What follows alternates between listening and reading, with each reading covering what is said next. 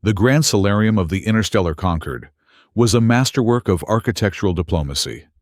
A cavernous dome of crystalline glass and polished obsidian designed to make every species feel the crushing weight of galactic unity. Today, it felt only like a tomb. The transmission had bypassed every known security protocol, slicing through the ongoing debate on trade tariffs like a scalpel through soft tissue. The central holographic projector did not display a face. It displayed the searing, regal crest of the Kauran ascendancy, burning in a cold, unforgiving violet light that cast long, grotesque shadows across the assembly floor. Then came the voice. King Oryx Carr did not shout. He did not need to. His tone was a low, resonant hum that vibrated in the marrow of every biped, quadruped, and amorphous diplomat in the chamber. The decree was absolute. Humanity had 30 cycles to unconditionally surrender. They were to hand over their territorial borders, power down their entire fleet, and sign away their sovereign right to self-governance. It was not a negotiation. It was a countdown to execution. When the violet light faded from the projector, a silence so profound fell over the solarium that one could hear the steady, mechanical hum of the atmospheric recyclers. It was the heavy, suffocating silence of the graveyard. Every representative in the dome knew exactly what that voice meant. 19 different civilizations had heard that exact phrasing, that exact tone, over the last 5 centuries. All 19 were either reduced to groveling vassal states, stripped of their culture and pride, or they had been thoroughly erased from the political map, their homeworlds turned into glass and ash. Around the sweeping amphitheater, eyes, optical sensors, and thermal pits turned slowly toward the Terran delegation's podium. The Shaylin emissaries began shedding thermal scales in an involuntary display of severe anxiety. The hulking Vorath delegates, warriors from a high-gravity world, physically stepped back from the human sector as if a plague had just been announced. They all expected to see the characteristic panic of a young, outmatched species. They expected furious shouting, panicked whispers, or the pale, trembling faces of leaders realizing their civilization was about to end. Instead, they saw Envoy Etta Strake. Etta did not grip the edges of her console.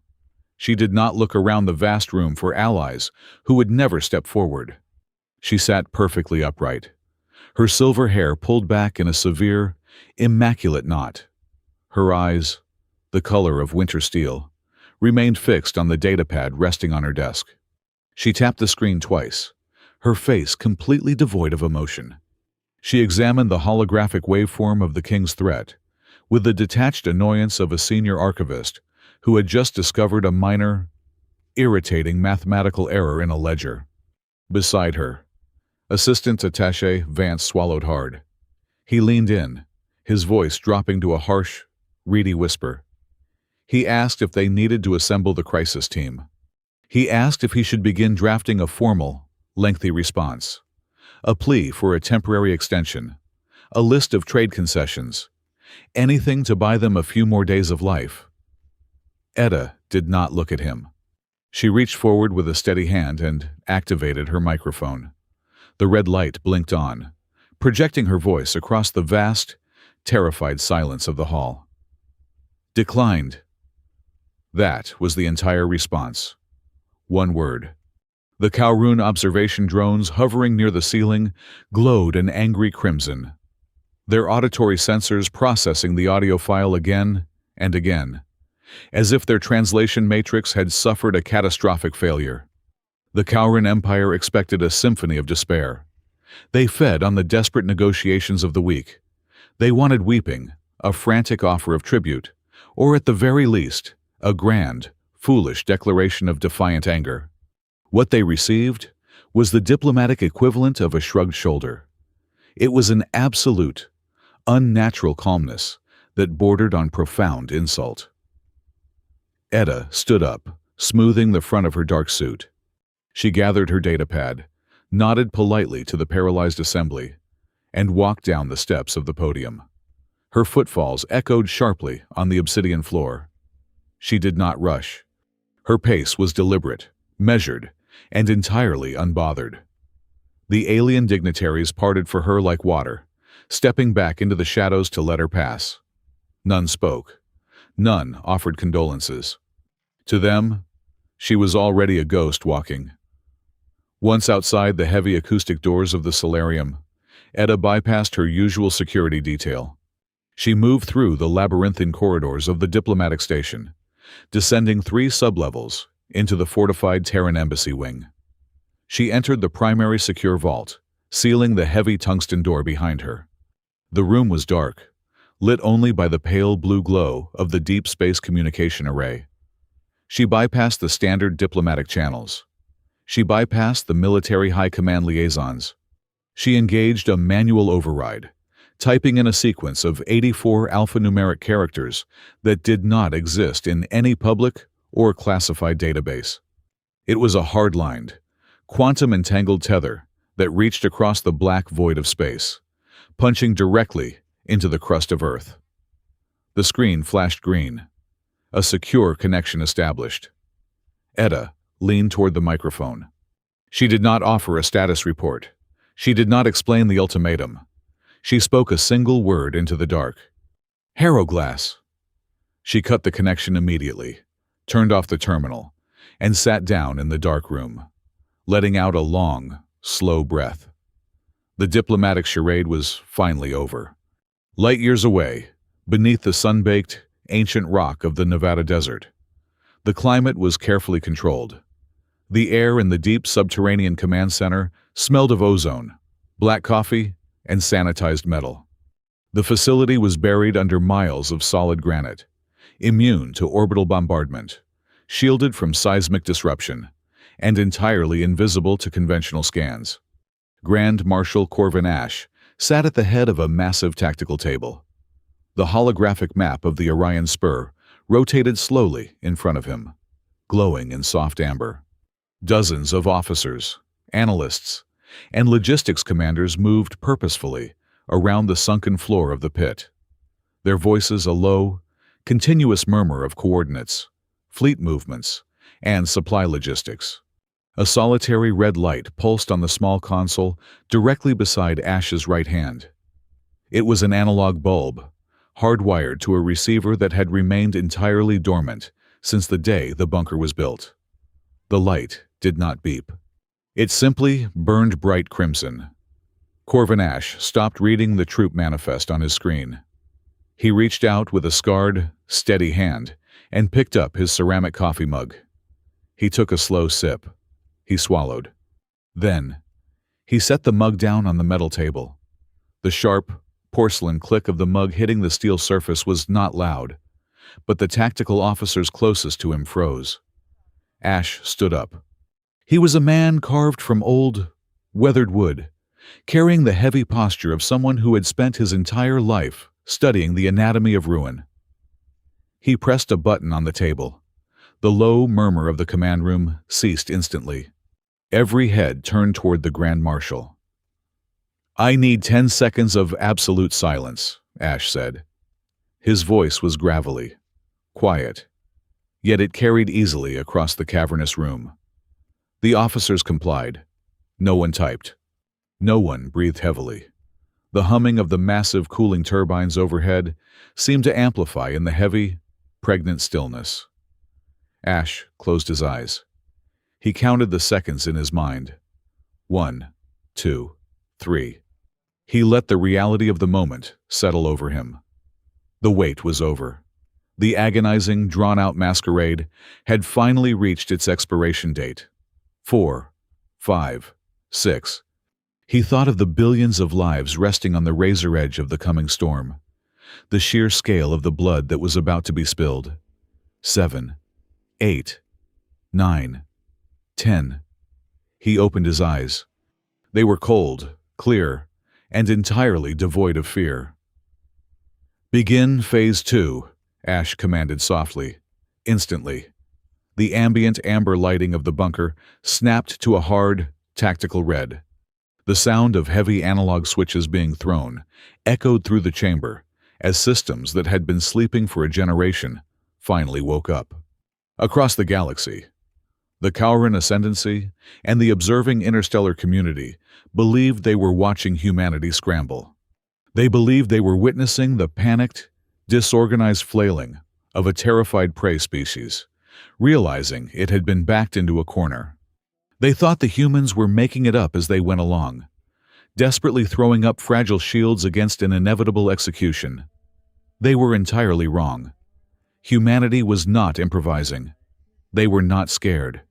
Every word spoken, every silence held, every seemingly reckless diplomatic insult had been coldly calculated. The entire civilization, from the aging politicians in the glowing halls of the Concord to the hardened soldiers buried in the dark rock of Earth, had been holding their breath, waiting for King Oryx Carr to speak that exact ultimatum for nearly 20 years. The trap was finally sprung. To the rest of the watching galaxy, the public network of the Terran Alliance painted a pathetic picture of a dying civilization.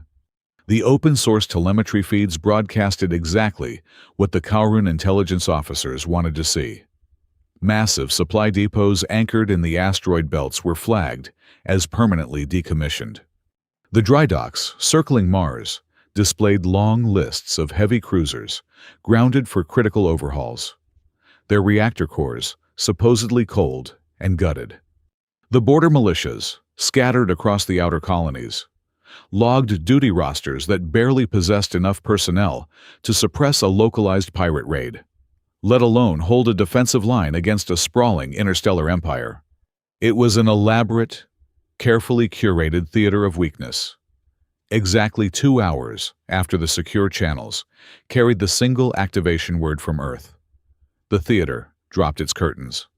In the pitch-black void of the Oort cloud, 50 staging stations that had broadcasted dead static for a decade suddenly surged with terrible, silent energy. Their navigational beacons remained dark, but inside, thousands of automated loading armatures slammed into motion. The rusted, hollowed-out frames of the supposed decommissioned cruisers split open along hidden seams. They were never meant to be warships. They were massive, heavily armored stealth carriers, and their internal bays were packed tight with cutting-edge electronic warfare suites and thousands of deep-void mines. Across 90 different sectors, civilian mechanics and off-duty militiamen received encrypted data packets that unlocked sealed crates sitting dusty in their own basements for 5 years. The orders were simple, devoid of any desperate plea for heroism. They were precise, mathematical schedules of where to be, what to sabotage, and exactly when to disappear. Deep within the subterranean command bunker in Nevada, the atmosphere was frozen in an absolute, chilling calm. The War Council sat around the illuminated tactical table, watching the Ghost Fleet assemble on the holographic projection. There was no cheering. There was only the quiet hum of data processors and the sharp, rhythmic ticking of a wall chronometer. Dr. Mireya Flint stood at the far end of the table. She did not wear a military uniform. Dressed in a sharply tailored charcoal suit, her expression was as sterile as a surgeon about to make the first incision. She was the chief strategic architect of the operation, a historian and sociologist who had spent her entire adult life dissecting the psychological anatomy of the enemy. She tapped her stylus against the edge of the glass console, projecting a massive, complex web of Kauran legal texts and historical battle data above the table. If we attempt to match them ship for ship, we will be entirely eradicated in exactly 6 months, Flint stated, her voice devoid of inflection. Their fleet outnumbers ours by a factor of 12 to 1. Their plasma artillery can melt a planetary crust before our standard railguns can even achieve a target lock. But we are not going to fight their ships. We are going to fight their religion. She swiped her hand across the projection, isolating a single, glowing symbol representing the crown of King Oryx Carr. The Kauran Ascendancy does not merely conquer territory through orbital supremacy, Flint continued, her eyes scanning the faces of the silent generals. They govern through a rigid, unyielding system of ritualistic sovereignty. To their military, their priests, and their citizens.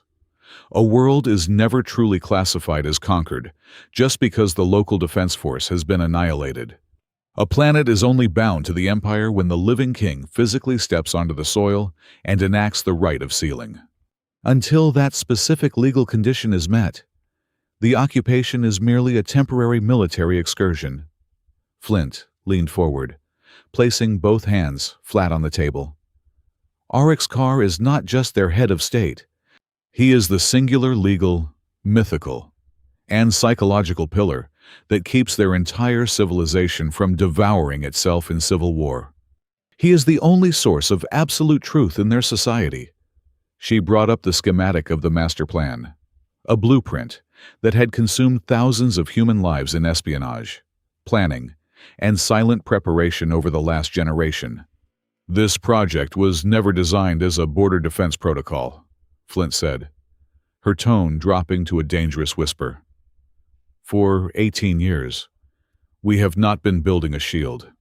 We have been building a very specific trap, designed to snap the crown right off the head of a living king. We just needed him to give us the legal justification to do it without turning the rest of the galaxy against us. Grand Marshal Corvin Ash stepped out of the shadows, his face illuminated by the harsh red light of the tactical display. He did not look at the projections of the incoming Kaurin armada. He looked only at the maps of human territory. There will be no fixed defensive lines, Ash ordered, his voice echoing off the concrete walls. You will not hold the choke points. You will not sacrifice fleets to protect the outer orbital rings. When they push, you fall back. Let them take the void space.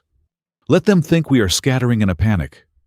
He traced a finger along the outer rim of the mapped colonies, drawing a jagged, bleeding path toward the inner systems.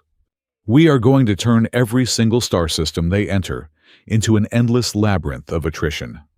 Ash continued. You will bleed them for every light minute of space they cross.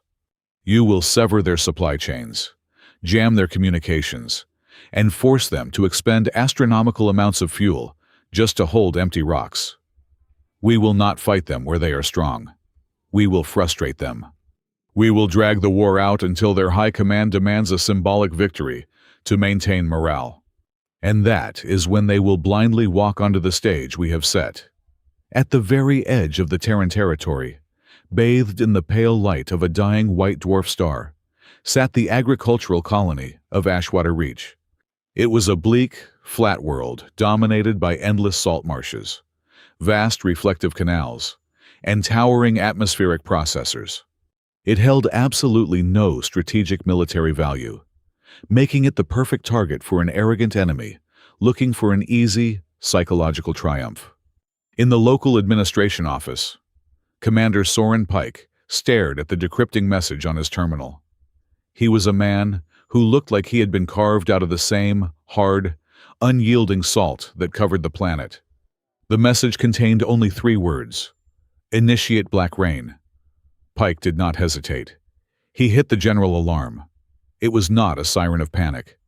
It was a low, mournful klaxon that rolled across the muddy plains and echoed through the modular housing blocks.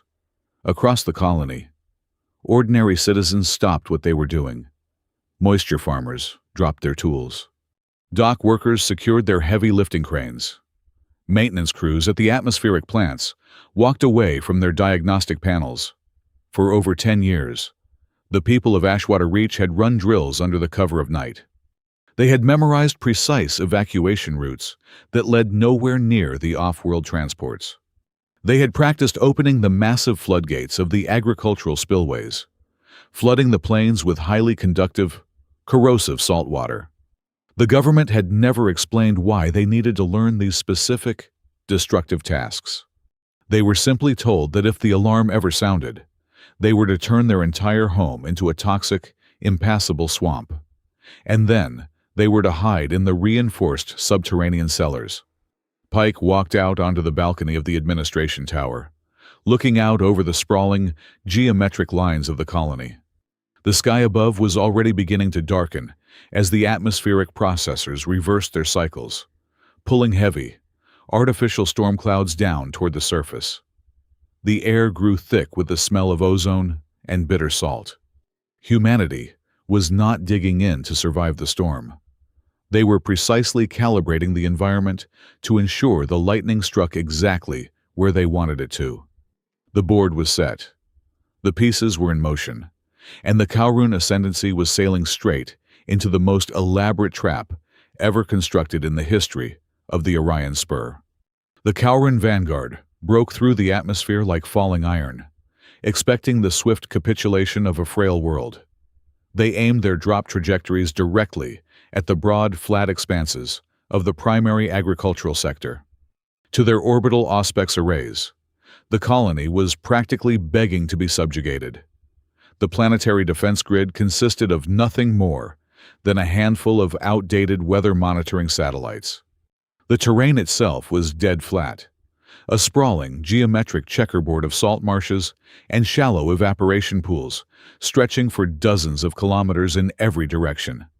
The civilian population was heavily decentralized, living in scattered modular housing blocks built around towering atmospheric processors. It was the textbook definition of a soft target, the perfect stepping stone to project imperial dominance and break the human spirit within a matter of hours. The Kowroon heavy armor, massive hover tanks heavily plated with angular, kinetic-absorbing alloys, touched down smoothly on the main thoroughfares.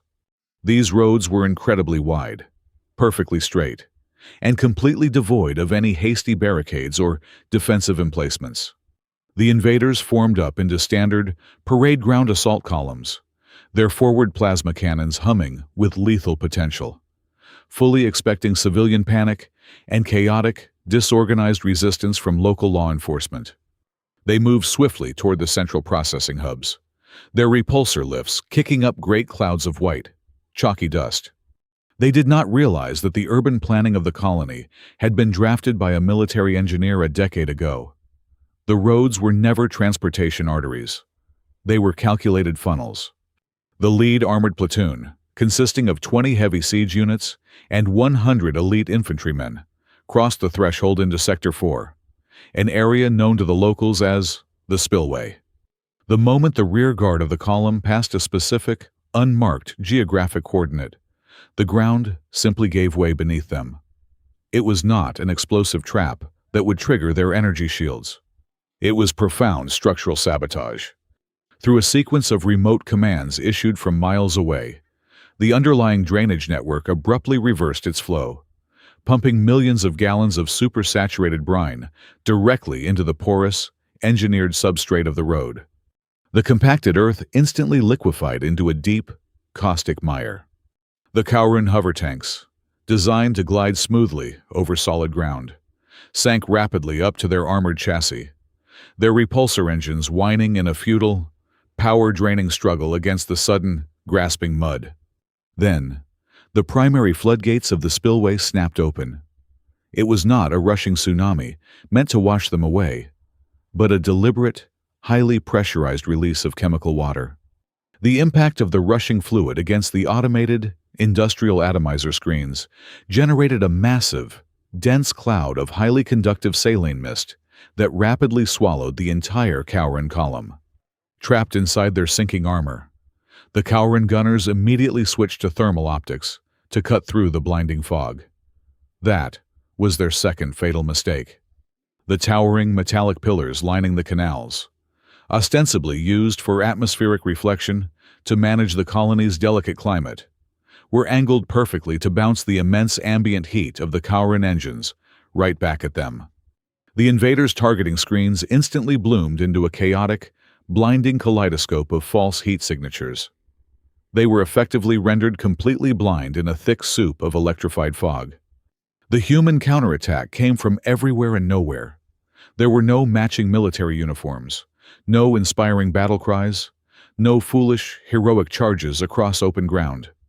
The assault was carried out by hydro-engineers wearing heavy, rubberized waders, dock workers in grease-stained, reinforced coveralls, and climate maintenance technicians utilizing heavy industrial cutting lasers that had been quietly modified for armor penetration.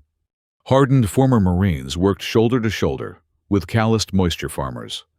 They moved through the blinding mist with their eyes virtually closed, relying entirely on the deeply ingrained muscle memory of civilian blueprints and maintenance routes they had rehearsed in absolute secret for years. They used rusted, low-profile maintenance skiffs to navigate the flooded utility trenches, firing localized electromagnetic pulse bursts and armor-piercing kinetic slugs directly into the vulnerable undercarriages of the bogged-down Cowran vehicles before slipping seamlessly back into the fog. It was not a battle. It was a methodical, industrial culling. From a fortified subterranean pump station 3 kilometers away from the slaughter, Commander Soren Pike orchestrated the chaos. He did not issue frantic orders to hold the line. He knew that any static defense against the superior firepower of the Cowran was a death sentence. Instead, he treated the colony like a living, breathing organism. When the invaders managed to break free from the mud and push forward with overwhelming force, Pike immediately ordered his people to fall back, willingly abandoning entire blocks of modular housing without firing a single shot. He happily traded useless concrete and empty rooms for time and advantageous positioning. His only, absolute, unyielding directives were to hold the primary levee walls and strictly maintain the fake retreat corridors. He actively allowed the Cowran to advance deep into the colony, only to electronically seal the blast doors behind them, locking the enemy into pre-planned kill zones where the environment itself became the primary weapon of execution. By the end of the first day, the Cowran military had managed to physically occupy 4 industrial blocks. Their battlefield commanders reported a swift, if slightly messy, initial victory to their superiors in orbit. Then, the sun finally set. The ambient temperature plummeted rapidly, and the thick, corrosive, salty fog settled heavily over the entire occupied zone. The real nightmare for the invaders began. Automated sirens hidden deep inside the ventilation shafts of the abandoned buildings began to wail incessantly, perfectly mimicking the acoustic signature of an impending, massive human countercharge. Decoy thermal emitters flared randomly in the dark, narrow alleys. The highly disciplined Cowran soldiers, exhausted, completely disoriented, and functionally blind in the dark mist, began firing their weapons wildly into the shadows.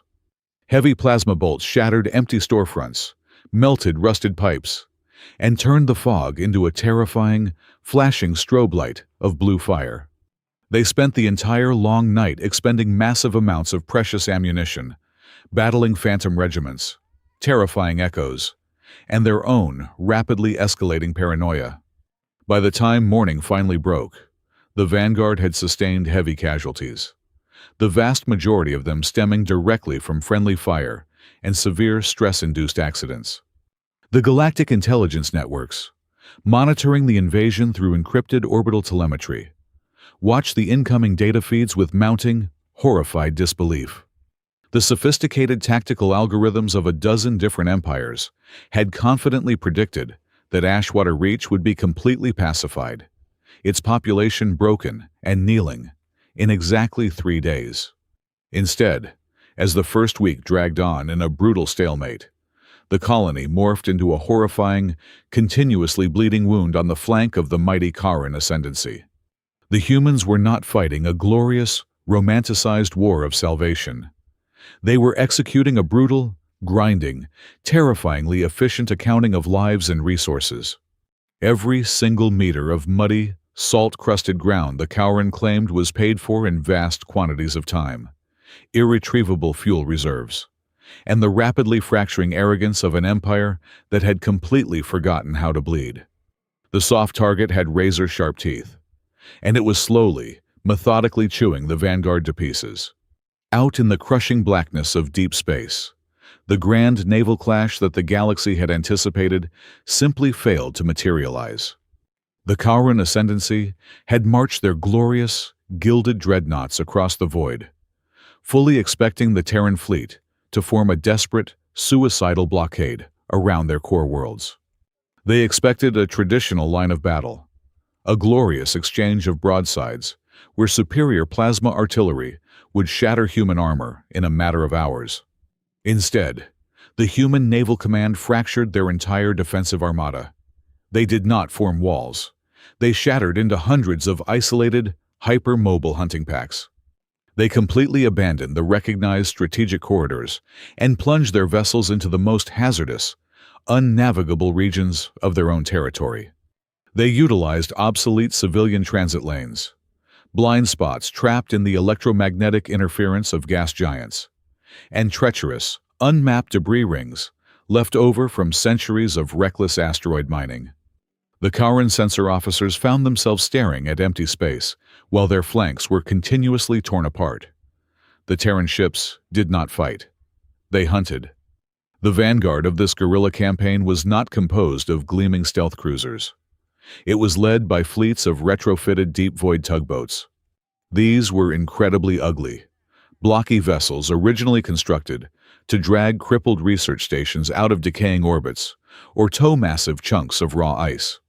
Now, their heavy magnetic grappling arms had been stripped out and replaced with military-grade, broad-spectrum jamming modules and highly specialized kinetic penetrators. A Kauran, heavy destroyer, would be executing a standard sweep through a planetary shadow when a Terran tugboat would drop out of the thermal clutter directly beneath its hull. The human ship would not launch a barrage of torpedoes to challenge the destroyer's energy shields. Instead, the tugboat would detonate a localized electronic scream, utterly blinding the Kauran targeting arrays for exactly 12 seconds. In that brief window of absolute darkness, the tugboat would fire a volley of low-velocity, armor-piercing slugs. These munitions were not designed to kill the ship. They were programmed to violently rupture the external fuel transfer bladders and shatter the delicate cryovalves managing the vessel's coolant systems. By the time the Kauran destroyer purged the electronic interference and brought its massive turret batteries to bear, the Terran tugboat was already gone, burning a high-gravity trajectory back into the asteroid fields. The Kauran vessel was left completely intact, but entirely dead in the water, venting irreplaceable antimatter slurry and vital coolant into the freezing void. The tactical humiliation extended far beyond the tugboats. The most devastating strike of the early Void War was orchestrated by a massive, blocky vessel registered as a converted humanitarian aid freighter named the Peregrine Salt. The Peregrine Salt intentionally crossed paths with a sprawling Kauran logistics train, navigating through the jagged remnants of a shattered moon. The heavily armed escort frigates of the Ascendancy instantly locked their weapons on the slow-moving freighter and transmitted a mandatory surrender order. The human captain immediately complied. The freighter broadcasted a total system shutdown and jettisoned its primary cargo bays, dumping dozens of massive white medical containers into the zero-gravity vacuum before abruptly reigniting its engines and performing a violent, evasive burn away from the convoy. The Kauran fleet commanders, strictly following their confiscation protocols, utilized their heavy tractor beams to pull the abandoned containers into their flight path. It was a fatal miscalculation. The white crates did not hold synthetic blood or emergency rations. As soon as they breached the magnetic perimeter of the convoy, the containers violently cracked open. They released thousands of autonomous, short-range industrial cutter drones. The tiny machines completely ignored the heavily armored escort frigates. Instead, they swarmed like mechanical locusts over the massive, structural magnetic tethers linking the colossal supply barges together. Their mining lasers sliced through the towing cables in a matter of seconds. Physics immediately took over. Deprived of their stabilizing tethers, the sheer, crushing inertia of the heavily loaded barges became an unstoppable weapon. The massive cargo ships drifted wildly out of alignment, violently slamming into one another. They crushed the sleek Kauran escort frigates that were tragically caught between them, folding military-grade armor like cheap tin. Millions of tons of refined plasma fuel, heavy artillery munitions, and specialized rations were pulverized against the jagged rocks of the dead moon, triggering a chain reaction of silent, blinding explosions that wiped out a supply chain meant to feed an entire sector for 6 months. The Kowloon High Command reacted with predictable imperial fury, operating on a doctrine that equated mass with absolute security. They ordered an immediate restructuring of their logistics network. They assigned 3 times as many escort ships to every single supply convoy. They physically tethered their largest, slowest dreadnoughts to their vulnerable fueling barges to provide impenetrable overlapping shield walls. It was exactly what the human strategists had prayed they would do. By attempting to protect every single asset with overwhelming force, the Kowloon supply lines became incredibly bloated, dangerously sluggish, and hopelessly rigid. A naval detachment that previously required only 2 hours to calculate and execute a coordinated hyperspace jump now required over 14 hours just to align the navigational computers of its massive, cumbersome formation. They transformed from a swift, terrifying spear into a lumbering blind giant trapped in a dark room. The Terran Command simply redirected their mosquito fleets to strike the newly formed bottlenecks, plunging surgical needles into the most agonizing pressure points of an overextended, exhausted enemy. Back in the Grand Solarium of the Interstellar Assembly, the alien dignitaries who had silently condemned humanity were now watching the encrypted telemetry feeds in a state of profound bewilderment. By every metric of traditional, civilized warfare, the human species was losing entirely. They had not claimed a single Kowloon vessel as a prize of war. They had not conquered a single inch of enemy territory. They had not won a single pitched battle. Yet, the data told an impossible story. The terrifying, unstoppable Kowloon war machine was not advancing. It was stalling. The entire Imperial fleet was being systematically forced into a state of absolute, maddening operational exhaustion. The humans were not attempting to win the war in the stars. They were simply ensuring that the enemy could not function. Deep within the command sanctum of the Kowloon Third Fleet, an old, battle-scarred admiral sealed his private quarters and transmitted a heavily encrypted, highly classified assessment directly to the Royal Spire. He bypassed the Imperial censors. He ignored the required propagandist phrasing. He wrote the brutal truth. He stated that the human species was not fighting for survival. They were not defending their borders with the desperate, disorganized frenzy of a dying animal. They were fighting with a cold, terrifying calculus designed solely to inflict absolute misery. They were fighting, he wrote, to make the ascendancy wish they had never crossed the dark void to find them. When King Oryx Carr read the Admiral's assessment in his glowing throne room, he did not see a brilliant tactical warning. He saw treasonous cowardice. He saw an unforgivable failure of the divine imperial spirit.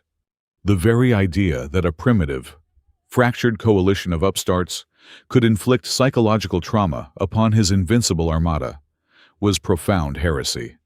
The king instantly purged the old admiral from the command roster and issued a new, galaxy-wide directive. He ordered a massive, brutal escalation. He demanded that his fleet stop chasing phantoms in the dark, and instead strike a target so vital, so culturally devastating, that the humans would be entirely forced to abandon their cowardly skirmish tactics and fight in the open. That single command became the first unfixable mistake of the war. By ordering an escalation against a non-military target to satisfy his own bruised ego, the king handed humanity the exact key they had been waiting for. He voluntarily stripped away the thin veneer of civilized warfare. He gave the Terran Alliance the absolute, unassailable moral justification they needed to stop bleeding the fleet and bring the executioner's blade directly to his throat. The final, fatal act of the grand play was now set in motion. The Kowloon Armada ceased its blind pursuit of the ghost fleets. Frustrated by the phantom tactics and bleeding from 1,000 microscopic wounds, the enemy high command demanded a static target. They chose the Celandine Halo. Orbiting a quiet, blue gas giant far from the primary transit lanes, The Halo was a marvel of civilian engineering. It was a colossal, slowly rotating torus, composed of interconnected biospheres, deep cold seed vaults, and vast convalescent wards. It served as the primary medical sanctuary and ecological repository for millions of citizens scattered across the frontier. There were no heavy defensive batteries anchored to its superstructure. There were no fighter squadrons hidden in its cargo bays. It was a monument to preservation, a sanctuary built entirely for the vulnerable. As the jagged silhouettes of the Kharan dreadnoughts dropped out of hyperspace, filling the void with their predatory mass, the administrators of the Halo did exactly what interstellar law dictated. They did not attempt to flee. They powered down their navigational thrusters. They broadcasted a continuous, unencrypted omnidirectional loop. The signal carried a complete manifest of the civilian population aboard, the precise coordinates of the intensive care units, and a formal, desperate plea for a humanitarian ceasefire. Deep within the Terran command bunker, the analysts tracked the data exchange in real time. They watched the telemetry flow. The Kharan flagship intercepted the broadcast. The enemy communications matrix processed the civilian identification codes. An automated receipt of acknowledgement was beamed back to the Halo. The Ascendancy knew exactly what they were looking at. Then, the dreadnoughts opened fire. There was no grand, drawn-out siege. The execution was methodical and instantaneous. Beams of superheated plasma, thick as city blocks, pierced the delicate, crystalline lattice of the agricultural sectors. The immense hydroponic bays, housing the genetic future of 100 colony worlds, flash-boiled into radioactive steam in a fraction of a second. The kinetic penetrators struck the central convalescent ring, shattering the reinforced glass and venting thousands of recovering patients, medical staff, and administrative workers into the absolute zero of deep space. Millions of terabytes of cultural data, the digitized histories of an entire species, the poetry, the genome maps, and the accumulated knowledge of generations, evaporated in a sequence of blinding, silent flashes. The Celandine Halo did not simply explode. It unraveled. It became a ragged, glowing ribbon of molten slag, frozen atmosphere, and shattered glass, drifting aimlessly against the uncaring black void.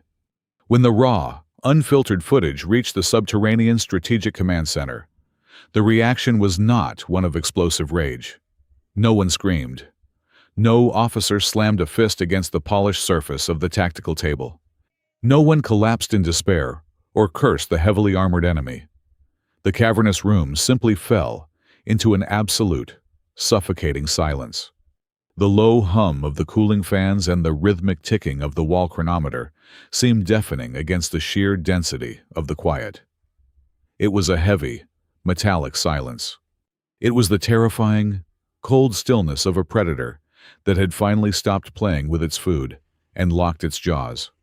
The generals and analysts stared at the holographic projection of the ruined Halo, their faces bathed in the sickly, pale light of the scattered debris.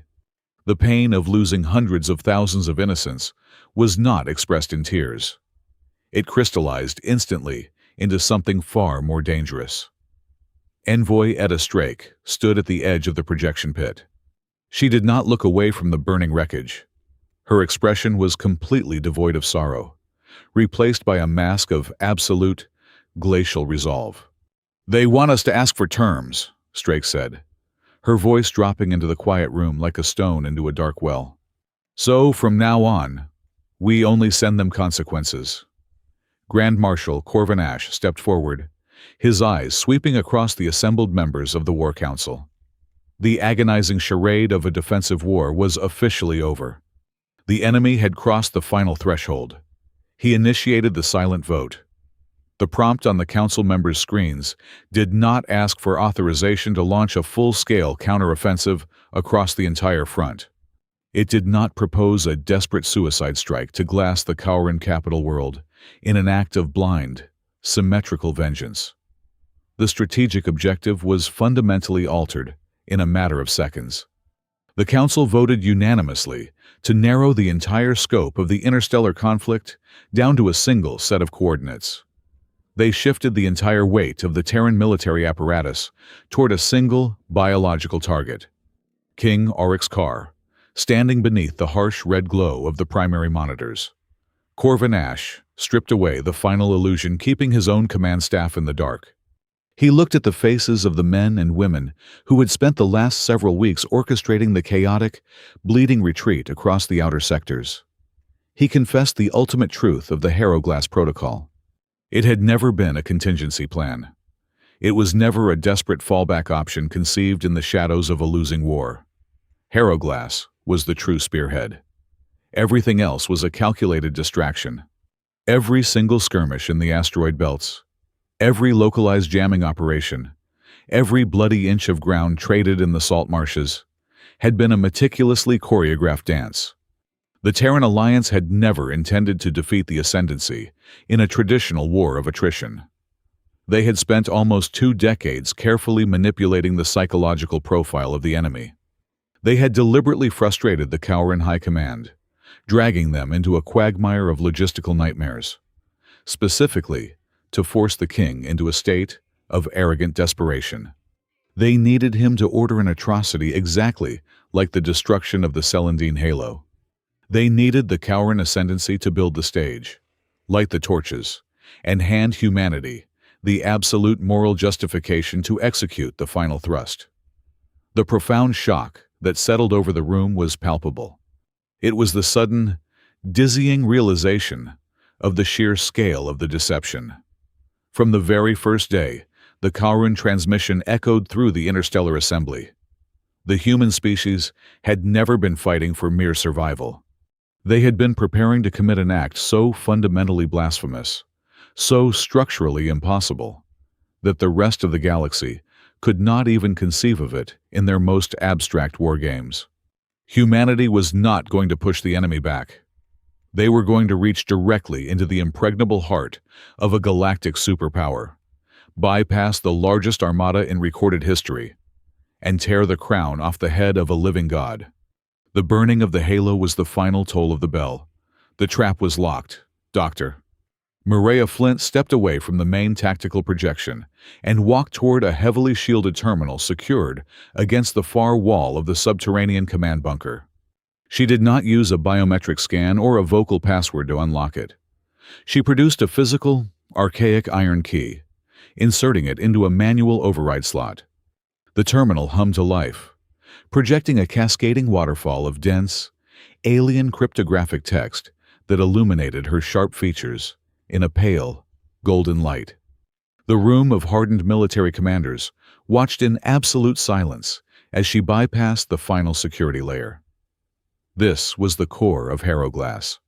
This was the heavily guarded secret that had dictated human foreign policy for 18 years. The Kauran Ascendancy possesses a military force that we cannot defeat in 1,000 years of conventional warfare, Flint began, her voice echoing softly against the concrete walls. But their empire is not held together by plasma batteries or dreadnoughts. It is held together by an ancient, inflexible legal framework. They rule through a foundational system of ritualized authority known as the Sovereign Passage. She tapped a command, and the alien text dissolved, reforming into a massive, 3-dimensional schematic of the Kauran administrative network. This is not a cultural superstition, Flint clarified, anticipating the skepticism of the generals. This law is the literal bedrock of their civilization. It is hard-coded into every planetary treaty, every administrative map, and the deeply complex algorithms that manage their automated defense grids and resource distribution.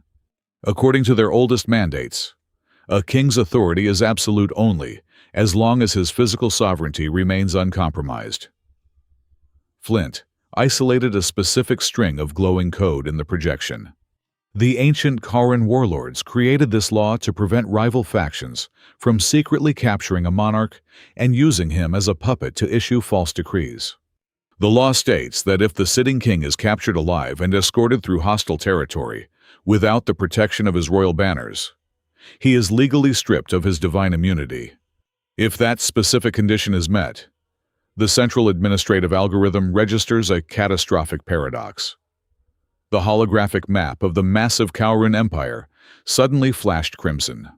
If the sovereign passage is violated, Flint said, her tone razor-sharp, every single imperial decree, every mobilization order, and every territorial claim that has not yet been formalized with a royal seal is instantly and automatically voided. The power delegation algorithms will lock down. The provincial governors will lose their automated authority.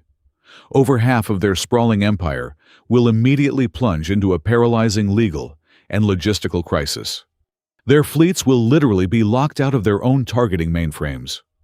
Grand Marshal Corvinash leaned over the table. To break the empire, we do not need to destroy their capital. We simply have to exploit their own digitized legal code. We have to kidnap the king. The sheer audacity of the statement hung heavy in the recycled air of the bunker. The Kauran king was widely considered the most heavily guarded biological entity in the known universe. He resided within the Solar Bastion, a colossal palace fortress that dominated the skyline of their capital world. Flint brought up a rendering of the bastion. It was a terrifying monolith of black metal and glowing energy conduits. The bastion is not just a building, she explained.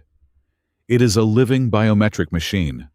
It is perfectly synchronized with the capital's entire planetary sensor network. The atmospheric scrubbers monitor the ambient air for unauthorized pheromones. The floor panels register the micro-tremors of every footstep. The king himself wears a layer of biological armor that tethers his own heartbeat and neurological electrical fields directly to the central security grid. If his heart rate spikes abnormally, or if an unregistered life form steps within 300 yards of his throne, the entire sector locks down in microseconds. For nearly 2 decades, human intelligence had known that assassinating him was impossible, and capturing him alive seemed like the chaotic dream of a madman. Yet, humanity had not wasted those 18 years. They had not spent their time trying to build better stealth cloaks or more destructive explosive charges. They had simply watched. We collected the mundane details, Flint continued, pulling up thousands of seemingly irrelevant data files. We spent 18 years quietly mapping the maintenance corridors used by the janitorial drones. We modeled the exact thermal exhaust patterns of the palace's reactor vents. We recorded the specific electrical rhythms humming around the royal throne, and we charted the precise, predictable orbital paths of every civilian pilgrimage fleet that visited the capital. But the most shocking revelation of the Harroglass Protocol was not the data itself. It was how the humans had acquired it. We did not send better spies, Flint said, a rare, grim smile touching the corner of her mouth. We simply recognized that we were not the only species trapped in the shadow of the ascendancy. We exercised patience. We spent over a decade slowly, painstakingly building an underground relationship with the NEM archivists. The holographic projector displayed the image of a frail, multi-limbed species with large, clouded eyes. The NEM were a subjugated race, entirely enslaved by the Kauran. They were utilized as living biological hard drives, forced to serve as the invisible clerks and scribes who managed the infinite, crushing bureaucracy of the empire. They were permitted to see everything, record everything, and organize everything. But they were strictly forbidden by genetic conditioning and brutal imperial law from owning property, holding titles, or possessing any hope for a future. They were the ghosts haunting the Kauran machine. The Kauran masters view the NEM as furniture, Flint noted. They speak freely in front of them. They leave secure terminals open in their presence. Because the NEM have no future, the Kauran believe they have no capacity for rebellion. We offered them a different perspective. We offered them the chance to help us tear down the architecture of their slavery. It was the NEM who had meticulously smuggled out the blueprints of the Solar Bastion, one fragmented data packet at a time. And it was the NEM who had provided the ultimate key to the operation. The NEM revealed a singular, critical vulnerability, Flint said, zooming in on the deepest subterranean level of the palace schematic. Once every year, the king must perform the light alignment ceremony.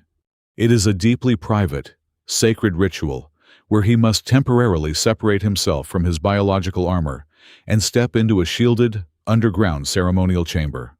For exactly 2 hours, he is disconnected from the planetary security grid. He is just flesh and bone.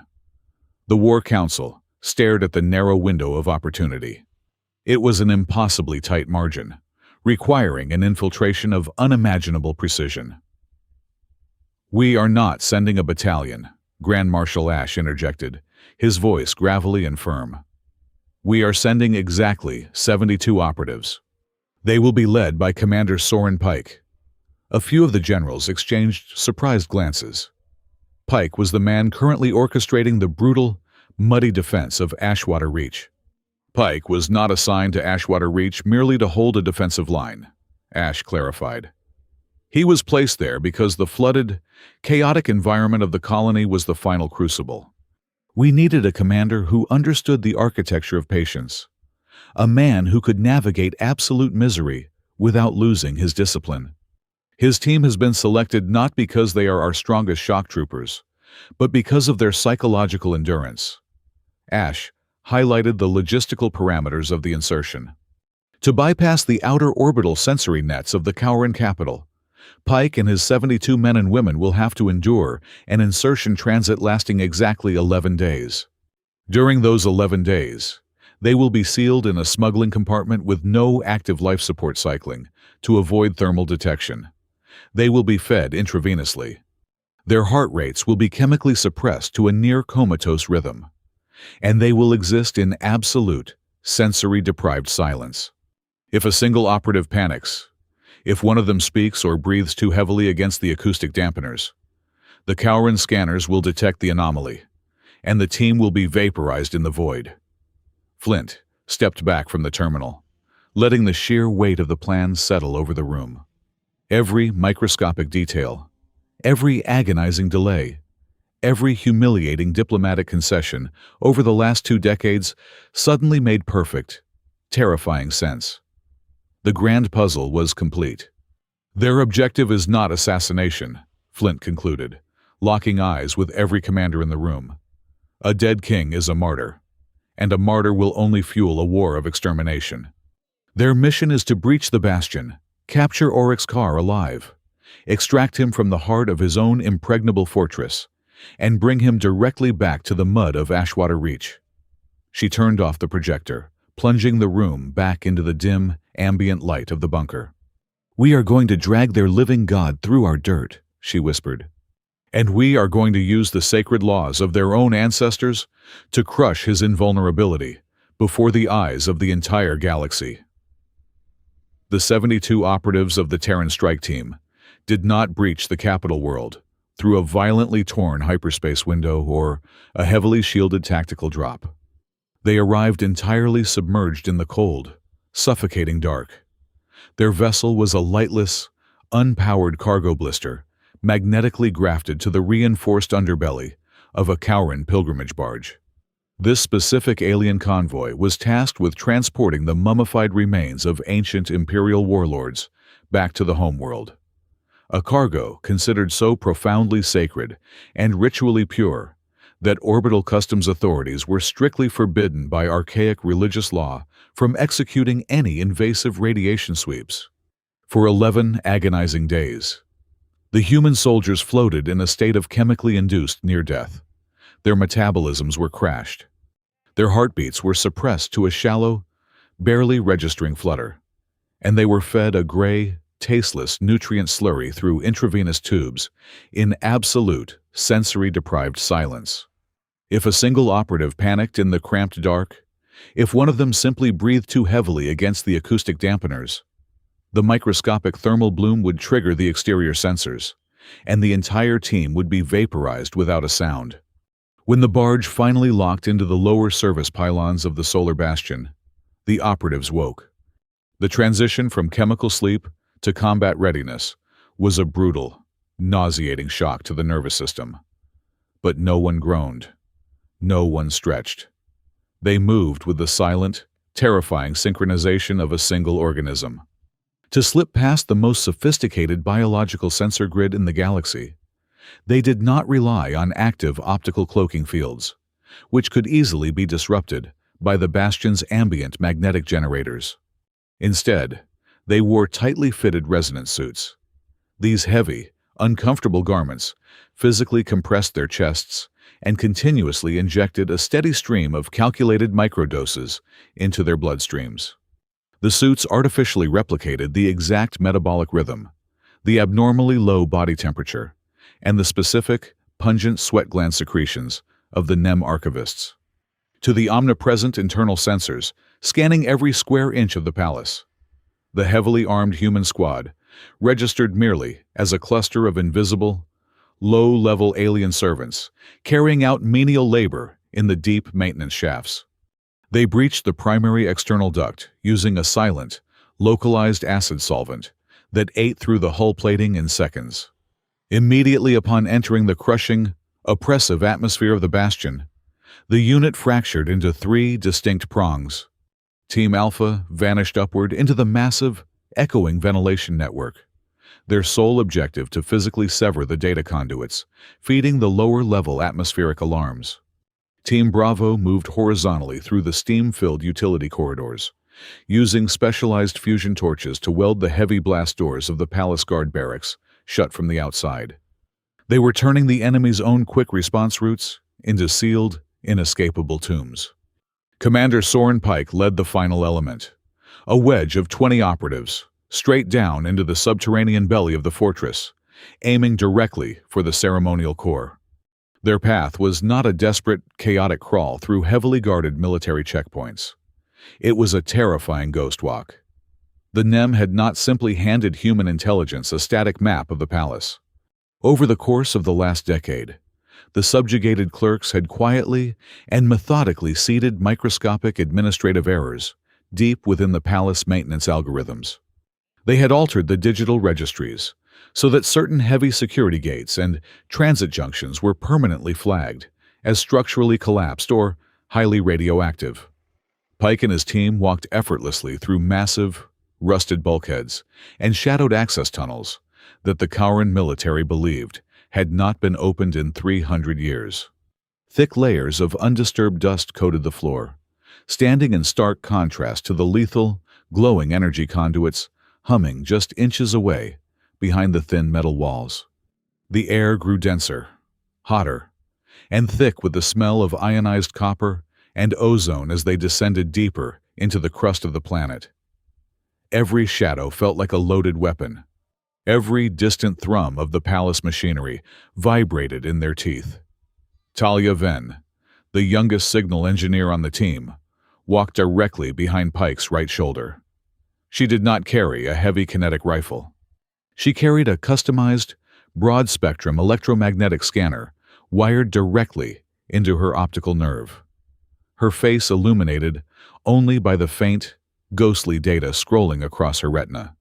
Her breathing was tight, shallow, and rigorously controlled.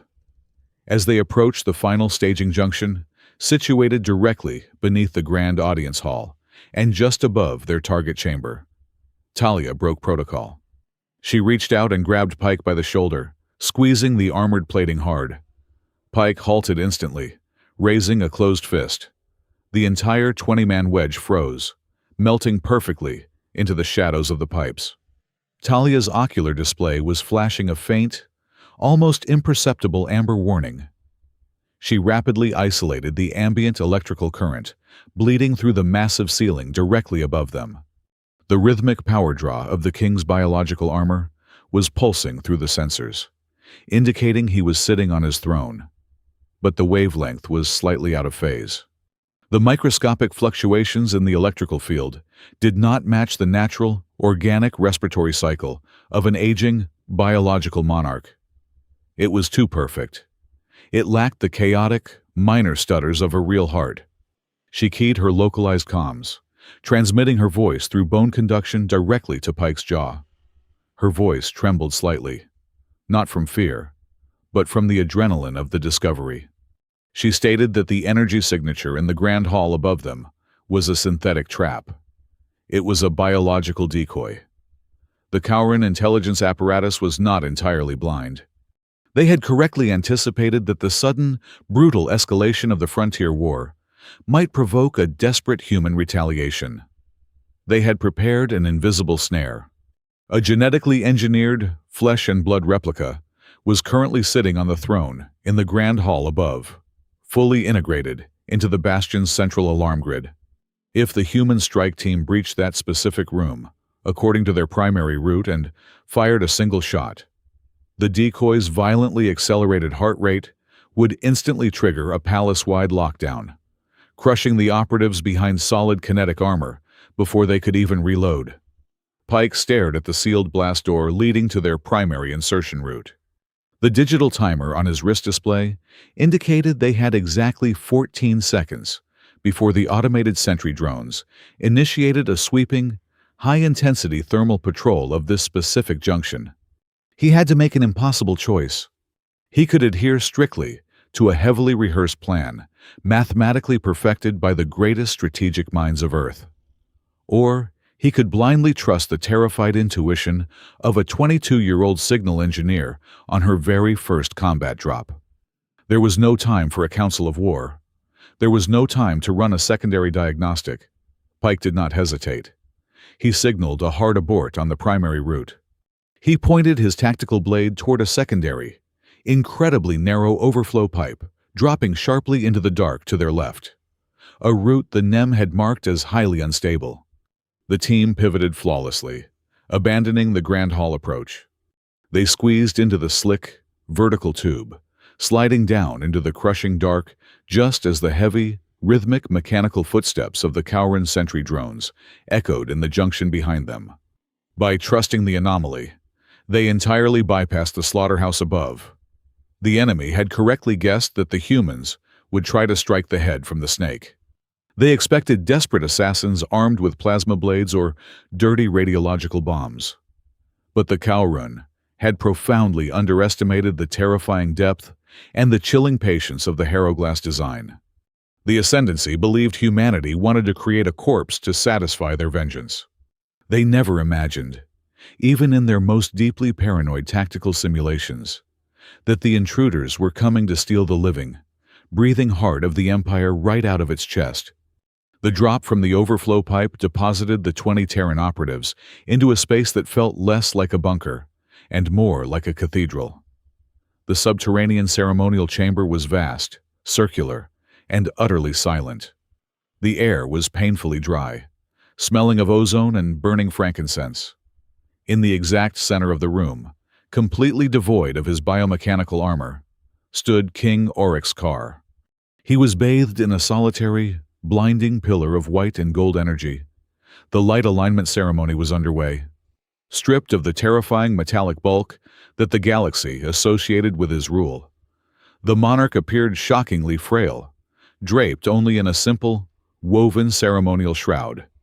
Yet, his presence was monolithic. The strike team fanned out instantly, their kinetic rifles raised, aiming dozens of laser sights directly at the monarch's chest. Oryx Carr did not flinch. He did not dive for cover, nor did he frantically press a hidden panic button to summon his royal guard. He merely opened his 4 obsidian eyes, stepping out of the pillar of light with the slow, deliberate grace of a predator assessing a newly trapped meal. "Have you come to kill me?" The king's voice resonated, a deep, melodic baritone that betrayed no fear. "Or to prove you are savage enough to rule in my place?" Commander Soren Pike lowered his rifle a fraction of an inch, stepping forward. His face was a mask of cold iron. He did not engage in a grand, villainous monologue. "We did not come to claim your throne," Pike answered, his voice devoid of any theatrical weight, cutting through the heavy silence. "We came to end the absolute moral immunity your empire granted itself." Oryx offered a slow, chilling smile. It was a gesture entirely devoid of warmth. "You believe you have solved the puzzle of my empire. You believe that by severing my head, or by dragging my body through the dirt, you will break the Kauran ascendancy. You are operating under a catastrophic misunderstanding of our architecture. The king took a step closer to the barrels of the human weapons. My throne is not merely a seat of power. It is a biological dead switch linked directly to the ultimate war succession protocol. If my heart stops beating on Kauran soil, whether by your crude weapons or my own hand, my entire armada will instantly receive an unconditional purification mandate. Your borders will not simply be conquered. They will be entirely eradicated. The war becomes a genocide of your entire species. The atmosphere in the room crystallized.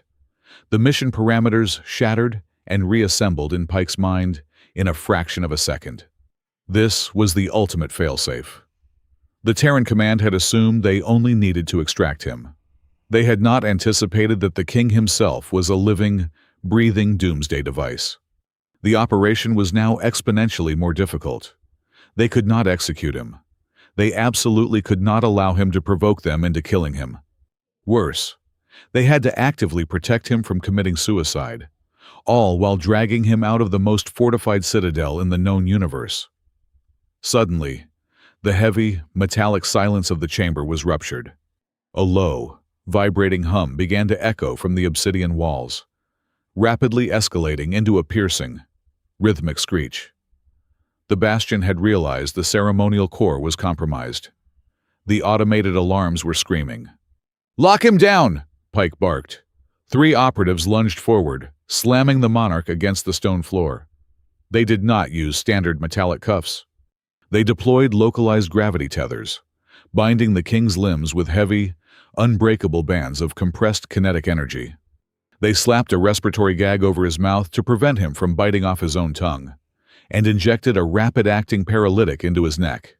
Oryx Carr could breathe, and he could see, but he could not move a single muscle to harm himself. "Commander!" Talia Ven shouted from the primary terminal, near the heavy blast doors. Her fingers flew across the holographic interface, her eyes wide with mounting panic. "The central automated security grid is sealing the extraction route. I am locked out of the primary access matrix." "Give me a time frame," Pike demanded, hauling the paralyzed king over the shoulder of the heaviest operative. "I can force a localized countercommand and override the primary core doors," Talia replied, her voice remarkably steady despite the screaming alarms. "I need exactly 92 seconds to rewrite the localized biometric registry." She slammed her palm against the console, initiating the brute force hack. The massive, interlocking gears of the blast doors groaned, fighting against the palace's internal lockdown mandates. But there was a fatal flaw in the architecture. "The physical decoupling mechanism is on a separate analog circuit," Talia stated, staring at the flashing red schematic. "The moment the override completes, the door will slide open for exactly 10 seconds before the failsafe drops a solid tungsten slab over the exit. I cannot automate the hold. The analog circuit must be manually bypassed from this specific terminal until the slab locks in the open position." Pike looked at the young engineer. The tactical reality was absolute. If she held the analog circuit, she could not cross the threshold before the tungsten slab slammed shut. There was no alternative route. There was no time to rig a mechanical bypass. Talia did not wait for an order. She did not ask for permission. She simply turned her back to the open door and gripped the dual analog levers, pouring her entire body weight into holding them down. "Go," she said. It was not a plea. It was a command. She had been the youngest member of the squad, a signal engineer brought along solely to navigate the digital labyrinth of the palace. In this exact moment, she became the singular linchpin holding the entire fate of the human species together. Pike did not offer a tearful goodbye. He did not waste breath on useless apologies. He simply nodded, a silent acknowledgement of the heaviest price a soldier could pay. "Move out," Pike ordered. The squad surged through the heavy doors, dragging their royal captive into the flashing, chaotic corridor beyond. The moment the last operative crossed the threshold, Talia let go of the levers. The massive tungsten slab slammed down with the force of an earthquake, permanently sealing her inside the ceremonial chamber with the gathering Kaurin guards. Above them, the palace was descending into absolute madness. The Kaurin quick response teams were mobilizing, thousands of heavily armored shock troopers flooding the corridors. However, their response was inexplicably disjointed. Miles away from the bastion, deep within the subterranean data archives of the capital, the NEM archivists initiated their own silent, bloodless uprising. They did not take up arms. They did not throw explosives. They simply stopped organizing. They engaged thousands of localized cryptographic locks on the Imperial war deeds. When the Kaurin generals attempted to authorize the deployment of their elite, mechanized infantry, the bureaucratic algorithms demanded verification codes that had suddenly vanished from the registry. When the orbital artillery platforms requested targeting data for the capital's lower sectors, the data streams were flooded with millions of pages of ancient, irrelevant tax records. The NEM bought the Terran strike team an agonizingly brief window of pure administrative paralysis. Those few precious minutes were worth more than an entire fleet of dreadnoughts. But as Pike and his remaining operatives dragged the paralyzed king up the sweeping, blood-red stairs of the secondary access shaft, the grim reality of their situation settled heavily over them. The meticulously planned stealth extraction was dead. The quiet escape route back to the hidden cargo blister was entirely compromised. The entire capital world was waking up, its endless legions turning their furious eyes toward the bastion. They had the king. He was alive. But they were now trapped in the heart of the Empire, holding a hostage who wanted to die, with absolutely no safe path home. The silent war was over. The loud, brutal run for survival had just begun. The alert flashed across the heavily encrypted command networks of the Kaurin Ascendancy. But it did not trigger an immediate, furious swarm of pursuit vessels. Instead, a profound, unnatural paralysis gripped the greatest armada in the galaxy. When the telemetry confirmed that the biological tether of the king had been violently severed from the solar bastion, fleet admirals and planetary governors did not shout orders. They simply stopped breathing for several agonizing seconds. In their rigid, culturally stagnant minds, the concept of the monarch being physically abducted was not just a tactical disaster. It was a cognitive impossibility. A living god could not be kidnapped. The sheer blasphemy of the event caused a momentary, system-wide hesitation. Those precious few seconds were all Commander Soren Pike and his surviving operatives needed. Their stolen extraction craft, a sleek, radar-absorbent blockade runner hidden among the pilgrimage fleet, violently tore through the upper atmosphere of the capital world. They did not plot a direct, desperate hyperspace vector back to human territory. A straight line was a death sentence against the superior speed of the Kaurin interceptors. Instead, the Terran pilot slammed the ship into a chaotic, gut-wrenching series of evasive maneuvers. The vessel carved a jagged path through dense, volatile regions of stardust and highly unstable gravitational fault lines. These treacherous zones had been meticulously seeded by human scouts months in advance. As the blockade runner dove into a swirling nebula of ionized gas, it deployed a cascade of specialized signal mines. These devices instantly broadcasted exact replicas of the Terran ship's unique thermal and electromagnetic signature. To the Kaurin sensor officers frantically trying to regain a lock, the single fleeing vessel suddenly split into 5, then 12, then 20 identical ghosts scattering in entirely different directions. The overwhelming, furious mass of the Kaurin pursuit fleet was violently forced to fracture, dividing their overwhelming numbers to chase down electronic shadows in the dark.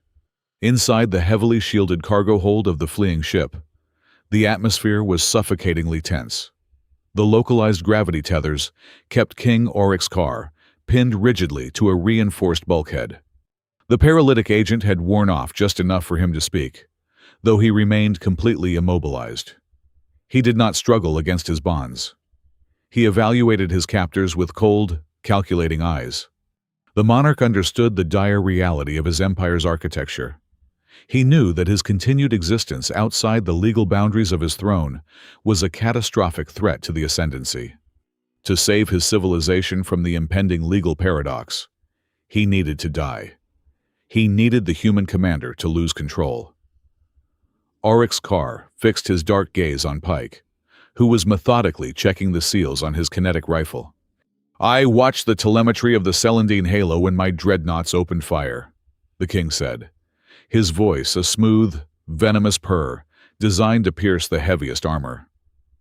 "It was a breathtaking spectacle. Millions of your fragile, weeping civilians, flash frozen and shattered into glass. We did not even bother to target their military escorts first. We aimed directly for the medical wards. I am told the atmospheric venting sounded like a chorus of screaming animals." The king paused, waiting for the inevitable human reaction. He expected Pike to roar in agony, to step forward and drive the butt of his rifle into his face. He wanted the commander to draw a sidearm and execute him in a blind, righteous fury. Pike did not stop checking his weapon. He did not clench his jaw. He did not even look up immediately. When he finally turned his eyes to the king, they were completely empty. There was no rage, no sorrow, no desperate need for vengeance. Pike looked at the ruler of a galactic superpower with the detached, mildly irritated expression of a mechanic inspecting a defective, highly dangerous piece of machinery. "Your oxygen mixture is running 3% too high," Pike said calmly, tapping a control panel beside the king's head. "I am adjusting it down. We need your heart rate perfectly stable for the landing."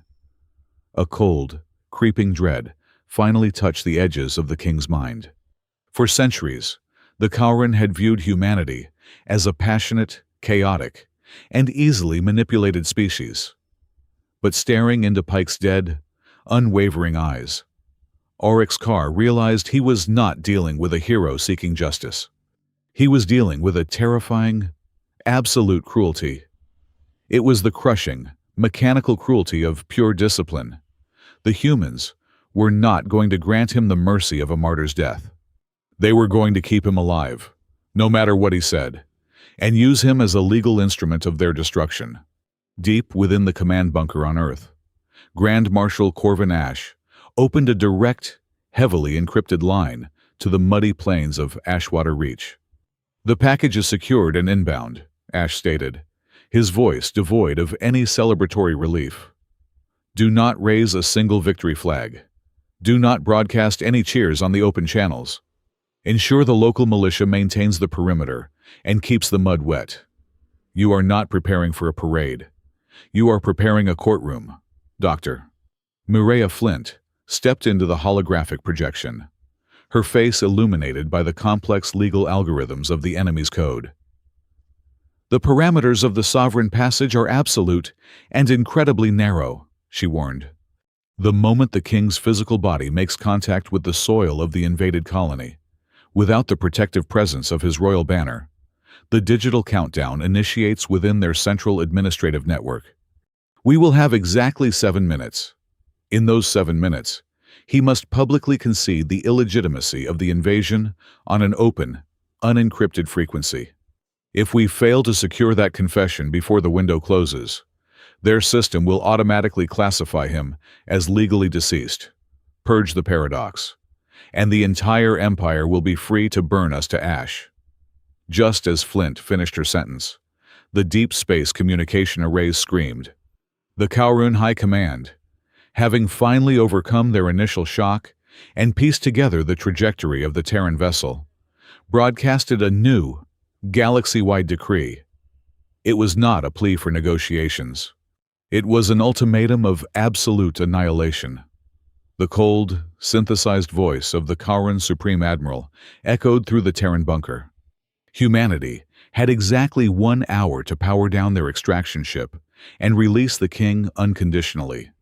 If the timer expired, 3 of the most densely populated civilian systems in the Terran Alliance would be subjected to immediate, sustained orbital bombardment until their planetary crusts cracked. The aides in the bunker looked at Corvin Ash, expecting a frantic scramble to draft a response, a desperate attempt to stall for time, or a debate on whether to sacrifice the mission to save billions of lives. Ash did not reach for the microphone. He looked at the tracking beacon of the blockade runner, burning a bright, solitary path toward Ashwater Reach. "Ignore the transmission," Ash ordered, his voice echoing like stone grinding against stone. "Tell Commander Pike to push the reactor to critical mass. Burn every drop of fuel they have left." The human commanders understood the terrifying twist of their own strategy. They were not going to negotiate because they knew the fundamental truth of the enemy. The Kharan military did not operate on passion. They operated on strict, algorithmic legality. If humanity replied, they legitimized the threat. But if the Terran ship reached the salt flats in time, and if the ancient ritual was successfully weaponized, the Kharan dreadnoughts, currently aiming their planet-cracking weapons at those 3 civilian systems, would suddenly lose the legal authority to fire. The automated targeting computers would literally lock the gunners out of their own consoles. Humanity did not speak a single word in their own defense. They simply embraced the silence, betting the lives of billions on a 7-minute window, and accelerated headlong into the dark.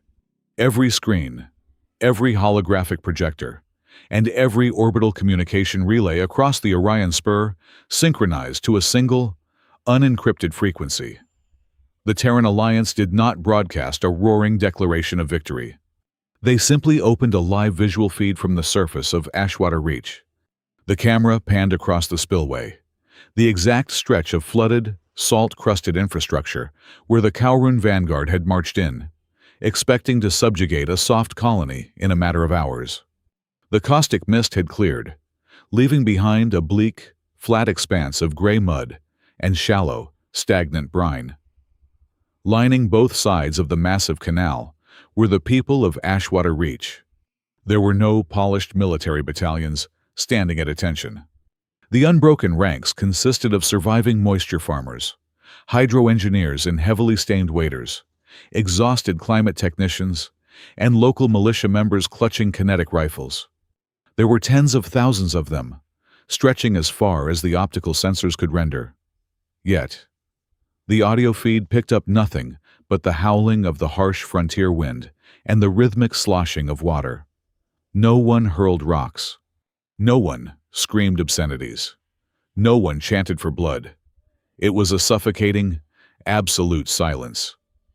To the observing alien empires, this quiet discipline was infinitely more terrifying than any riot. It was the solemn stillness of an executioner's block. Into this freezing, muddy corridor walked King Oryx Carr. He was stripped of his radiant energy pillars and his towering biomechanical armor.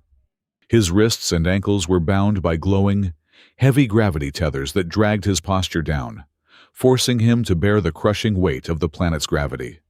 With every step, his bare feet sank deep into the freezing, highly conductive sludge of the colony. He was being physically dragged through the very dirt his empire had arrogantly dismissed as a symbol of human weakness. Walking perfectly in step beside the struggling monarch was Envoy Etta Strake. She wore a pristine, sharply tailored dark suit, completely indifferent to the corrosive mud splashing against her boots. She held a physical data slate, and her voice cut through the howling wind, amplified by hovering acoustic drones. Strake was not speaking Terran Standard. She was speaking High Imperial Kharan. Her pronunciation was flawless, echoing with the ancient, guttural authority of the Ascendancy's own founders. She was reciting the Sovereign Passage, word for word. Across the galaxy, Kharan fleet admirals and planetary governors sat paralyzed in their command thrones, forced to watch the sacred, unalterable laws of their own ancestors being meticulously wrapped around their sovereign's neck like a hangman's noose. They reached the exact center of the flooded causeway. The digital timer on the interstellar broadcast indicated that the 7-minute window was rapidly closing. Oryx Carr stopped. He raised his chin, his obsidian eyes locking onto the camera drones. He knew the terms. He knew that if he remained silent until the timer expired, the localized legal paradox would simply register him as deceased. His empire would fracture, yes, but the automated retaliation protocols would instantly unleash a storm of apocalyptic fire upon the Terran core worlds. He was fully prepared to let his body drop into the salt to take humanity down with him. But Dr. Mireya Flint, operating from the subterranean bunker back on Earth, played the final card.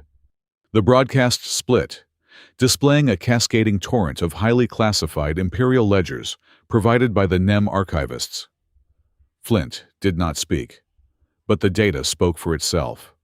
The ledgers proved unequivocally that every single planetary conquest, every resource tithe, and every military commission authorized since the day Oryx Carr ascended to the throne was algorithmically dependent on the absolute, physical integrity of his sovereign passage.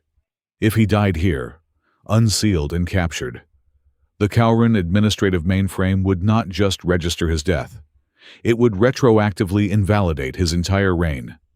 Thousands of treaties would instantly dissolve. Hundreds of vassal worlds would legally realize they were no longer bound to the ascendancy. The empire would not just burn, it would cease to legally exist in a matter of seconds. The king stared at the floating data screens. The cold wind bit into his exposed skin. He looked at the silent, unyielding faces of the human colonists lining the mud. He realized the profound, inescapable depth of the trap. The humans had not just outmaneuvered his fleet. They had weaponized his own history to hold his entire civilization hostage. To save the structural integrity of his empire, Oryx Carr had to break himself. The king opened his mouth. His voice, stripped of its synthetic, thundering amplification, sounded incredibly small, echoing weakly across the wet salt flats. I, Oryx Carr, sovereign of the ascendancy, speak before the void, he began, every word tasting like ash. I acknowledge that my physical sovereignty has been compromised. I declare that the territory of Ashwater Reach has never been conquered. The human species has not yielded. All current mandates of invasion, subjugation, and orbital pacification directed at the Terran Alliance are hereby suspended. The war is legally invalid. The moment the final syllable left his lips, the effect across the galaxy was instantaneous and catastrophic. In the orbit of Earth, 3 massive Cowran dreadnoughts were mere seconds away from initiating a full-scale crustal bombardment. The gunners had their fingers resting on the firing triggers. Suddenly, their command consoles flashed blinding red. The central administrative algorithm, receiving the king's forced confession, immediately registered the invalidation of the war mandates. The heavy plasma batteries powered down mid-charge. The targeting locks evaporated. The Cowran ship commanders screamed orders, but the archaic legal code hardwired into their vessel mainframes physically locked them out of their own weapon systems. The Great Armada was rendered entirely impotent by a string of digital law. The grand climax of the Harroglass Protocol did not end with the death of a tyrant. It ended with something far more permanent. Oryx Carr lived. He was allowed to breathe, to stand in the freezing mud, and to realize that he was now merely a hollow shell. He had survived, but his invulnerability, his divine right to rule, and the terrifying mystique of the Cowran ascendancy had been ruthlessly dragged through the dirt in front of trillions of watching eyes. In the days that followed, the Terran Alliance did not allow their high-ranking generals or seasoned diplomats to draft the armistice terms. The treaty was written entirely by a council composed of the grieving families and survivors of the Celandine Halo massacre. The demands were not requests, they were absolute dictates. The Cowran ascendancy was forced to pay astronomical economic reparations that would cripple their expansion efforts for a century. They were legally compelled to permanently demilitarize a border buffer zone spanning 40 light years. They were ordered to open their deepest historical war archives to the public galaxy. Most crucially, the treaty demanded the immediate, unconditional emancipation of the entire NEM archivist species. As the Interstellar Assembly slowly recovered from the shock of the aborted war, a new, heavy realization settled over the Grand Solarium. The galaxy did not suddenly fall in love with humanity. The other alien empires did not view the Terran Alliance as benevolent saviors or noble guardians. Instead, they learned to understand something significantly more powerful and vastly more terrifying than love. They learned that the human species possessed an incomprehensible capacity for patience. They realized that humans could endure humiliation for decades, suffering in the shadows while meticulously studying the foundational cracks in their enemies. And they learned that when humanity is finally forced to answer the call of war, they do not simply defeat armies. They calculate, they prepare, and they execute a strategy so profound that it snaps the enemy's entire history in half. Thank you all so much for listening to this story today. Please let me know down in the comments where you are listening from, so we can connect and share our thoughts together. And do not forget to subscribe to the Sci-Fi Stories channel, like the video, and support even more by hitting the hype button so that this story can be heard by many more people.